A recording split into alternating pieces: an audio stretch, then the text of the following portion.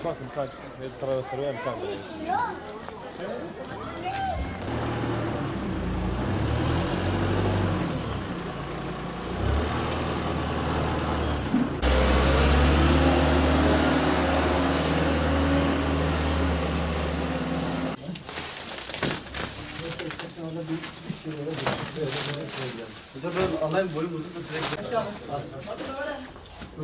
Abi içeri de girin. Vay ilerideyim. Bir dakika, bir dakika.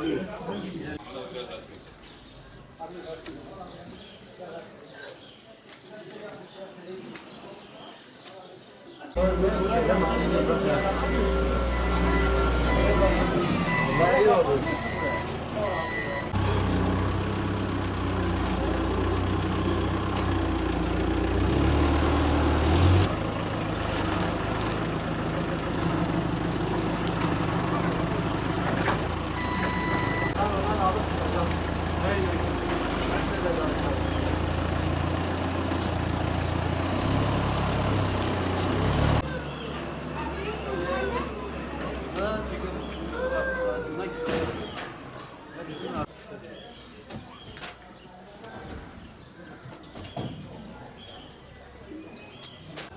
Yapmamışım ya.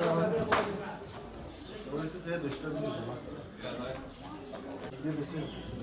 Sen yemek yemesin.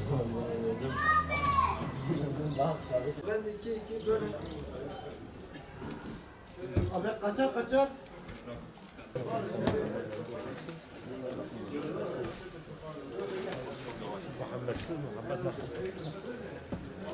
2017 Kutlu Doğum etkinliklerimiz için hazırlıklarımız son hızıyla devam etmektedir.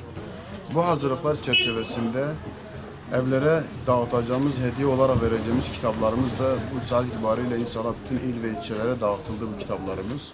Allah kısmet ederse bu sene vatandaşlarımızı Kutlu Doğum etkinliğine davet etmek için evlerine gittiğimiz zaman davetiye ile beraber Hira'dan Yükselen Nur ismindeki siyer kitabını onlara hediye edeceğiz. Bu kitabımızı eğitim komisyonu tarafından hazırlandı bu kitabımız. Vatandaşlarımıza bu kitabı vermemizin asıl amacı insanlarımıza Peygamber Aleyhisselatü Vesselam'ın hayatını okutmaktır. Allah'ın izniyle inşallah insanlarımız bu kitabı okuyarak bu kitaptaki bilgilerden faydalanacaklarına umuyoruz.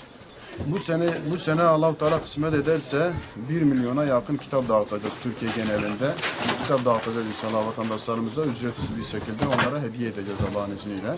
Vatandaşlara tavsiyemiz Kutlu Doğum etkinliklerine iştirak etmelerini, yanı sıra bu onlara hediye ettiğimiz şiir kitaplarını çocuklarına okutmaları ve bunu çocuklarına ezberletmeleri de bizim gayemiz, amacımız ve bunlardan isteğimiz budur tabii ki.